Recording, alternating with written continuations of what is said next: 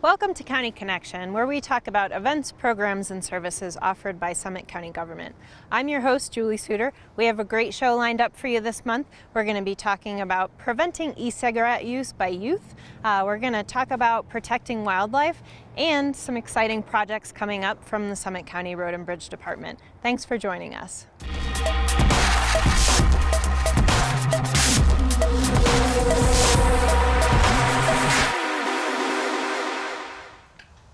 For our first segment of this August episode, we are going to talk about vaping.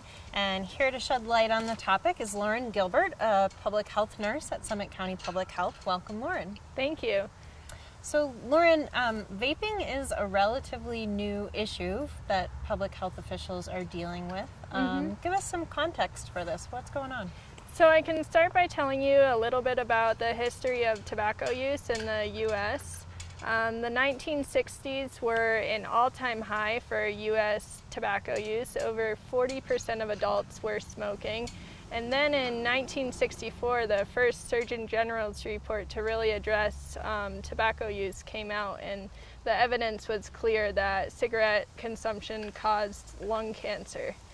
So over the past 50 years, we've done a really great job of tobacco prevention. Only about 16% of adults are smoking now. That's a big decrease. However, in 2009, there was a big shift. E-devices, including e-vapes, e-cigarettes, and vaporizers started to be imported from Asian countries. And over the past 10 years, it's really gained a lot of popularity among youth and adults. Okay. And so when people use the term vaping, what does that actually mean? So vaping is a new electronic device. It's battery powered and it has a heating element in it. And so people that are vaping will buy a liquid to go into their vape, and this is a nicotine containing liquid. So they can add the liquid or the oil into the vaporizer, and then when you turn it on, it's heated and it delivers a fine aerosol deep into the lungs. So it's a very effective nicotine delivery device. However, nicotine is extremely dangerous for youth addiction. Okay. So what exactly is this e-juice that goes into the vaporizer? So e-liquid, there's a ton of different flavors and a ton of different types. It can come in different nicotine concentrations. There's categories of flavors because there's so many. There's tobacco flavors, menthol flavors, fruit flavors, dessert flavors, drink flavors. And some of these flavors are really appealing to youth, and that is one of Big Tobacco's advertising tactics, is to try to get as many youth addicted to nicotine as possible, because this is going to be the generation to end combustible paper cigarettes, and they just need the demographic to keep consuming nicotine for their products. Gotcha. So for some of the same reasons that we were decades ago about advertising that would appeal to young people, like cartoon type advertising from cigarettes, we're kind of seeing a new strategy in the works on that front.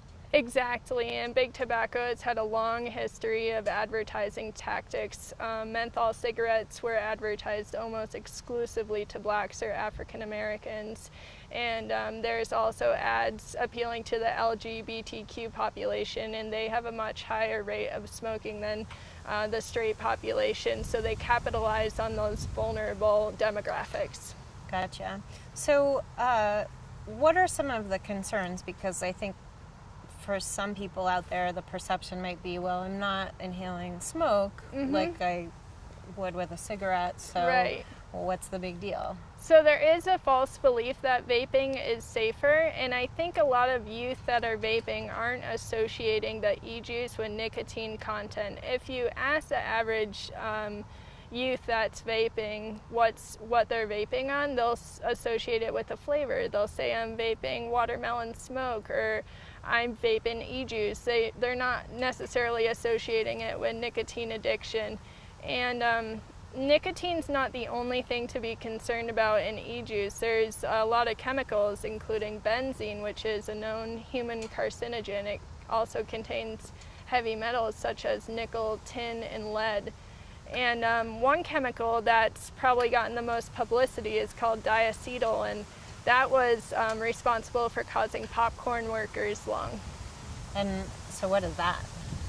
So popcorn workers' lung is it's an irreversible respiratory condition, and it's also known as bronchiolitis obliterans for the medical terminology.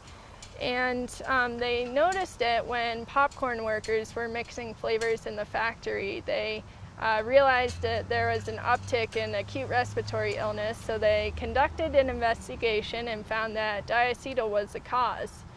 So diacetyl was an ingredient that was approved for ingestion but not inhalation. Okay. And so they have since removed that from popcorn. However, it is very prevalent in e-juice. If you look at almost any e-juice, it contains diacetyl, which is very concerning, especially for the high rate of youth that are vaping.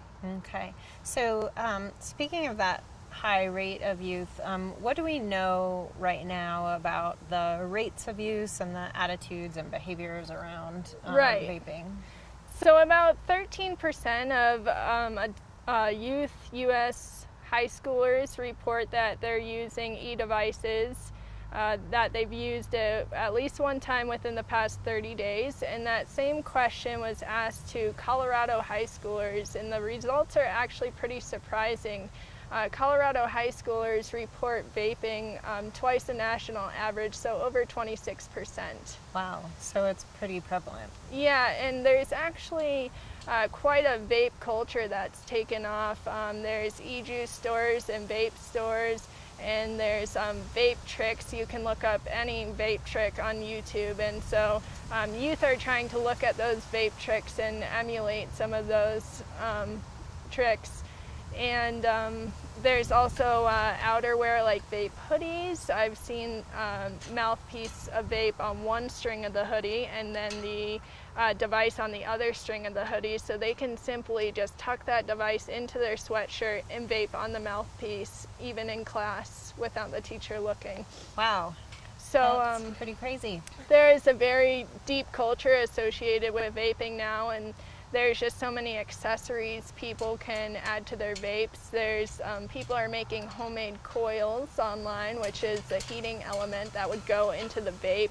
And there's all sorts of ways that kids can mod out their vapes. Mod out. Yes, I've seen key fob vapes where they pretty much remove the insides of a key fob. You have your lock and unlock button on your key fob. And so they'll pull out the insides of that and add a heating element with a nicotine cartridge, and they have a modded vape. So. Wow. So let's see. You have a few things here to show us. Speaking of modding out. Yes. So tell us, give us a little tour here about what we've got. So I feel that people that want to know more about vapes may necessarily never have seen them. So I wanted to bring to light some of these devices and how easily they can be concealed.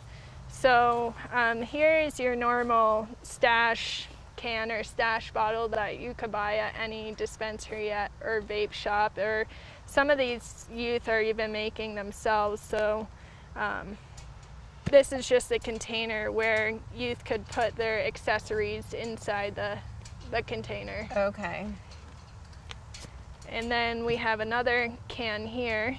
So this just twists off. It looks exactly like a normal can, and there's a storage container in there. Wow. So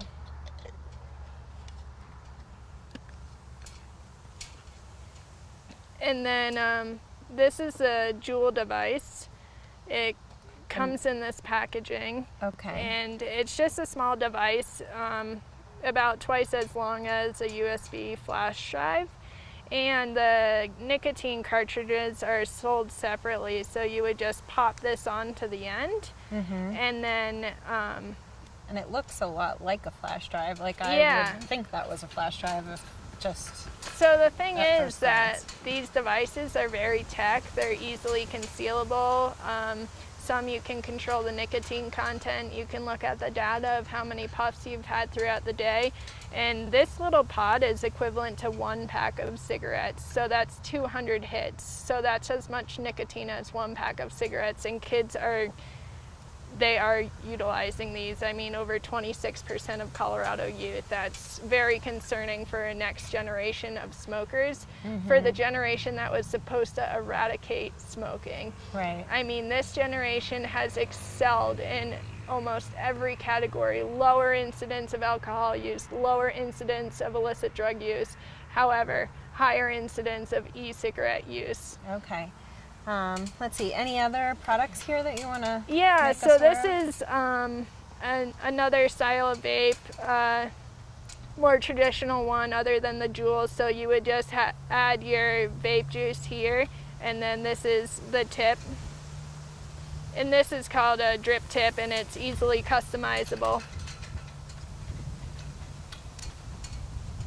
And I just have some e-juice here, and this is caramel mocha flavor. So there's no denying that these flavors are appealing to youth. I mean, they're not appealing to the 60-year-old guy that wants to stop smoking. Right, unless he's a big caramel mocha fan. And one thing I didn't mention about these devices is they're super easy and sleek to charge.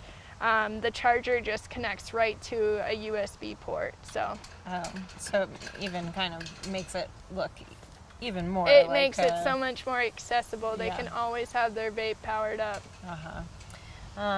So what are some of the concerns about nicotine in a developing brain? Right.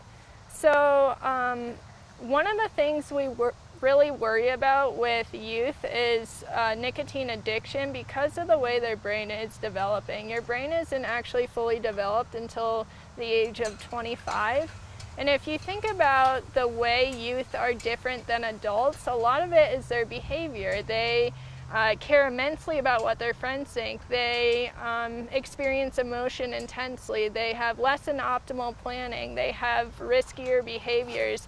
And that's some of the reason why they are attracted to and getting hooked on vapes, because their prefrontal cortex, which is the rational decision-making part of your brain, the part that says this may not be a safe decision, that's not fully developed. And so we really don't want to see youth using any addictive substances until their brains are developed. It's a big concern. And addiction is a pediatric disease. Over 99% of addictions start before the age of 25, before the brain is fully developed. Only about 1% after the age of 25. Okay, so it's really important to not expose yourself to these types of substances, and nicotine is is really powerful in terms of its addictive nature. Exactly. It gives you it just resets your brain for addictive pathways in the future and addictive behaviors, and literally changes the biology of your brain. So wow. So where can people go to find more information on the health risks of vaping and these e-devices? So they have a lot of great information on the CDC, and they'll have the Surgeon General report summaries on there, and they recently had one about e-devices, so that's really helpful. And they have more of a reader-friendly site where you can kind of just get the straight facts without having to read through the whole summary. Okay, great. And then how about if people are interested in quitting, whether it's traditional tobacco products or these kind of new generation of electronic products? Right. So a really great resource is the Colorado Quit Line. It's 1-800-QUIT-NOW. And people can just call up, expect the first call to take about an hour, and they will provide free nicotine replacement therapy to start your treatment and get you on your way to recovery. All right. Well, thanks for all of this really helpful information, Lauren, for shedding light on kind of the new frontier of public health prevention work in terms of nicotine addiction. And we'll look forward to hearing more about the work that you're doing here in Summit County to prevent addiction to vaping. Thank you. All right, stick with us. We're going to take a quick break, and when we come back, we're going to be talking about protecting wildlife from dangerous fencing.